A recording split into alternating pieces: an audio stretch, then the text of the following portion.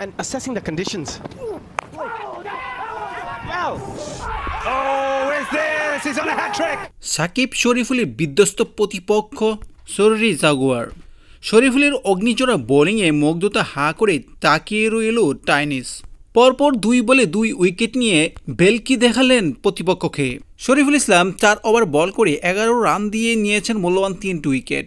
এইবার বুঝতেই পেরেছেন কতটা বিধ্বংসী ছিলেন শরীফুল।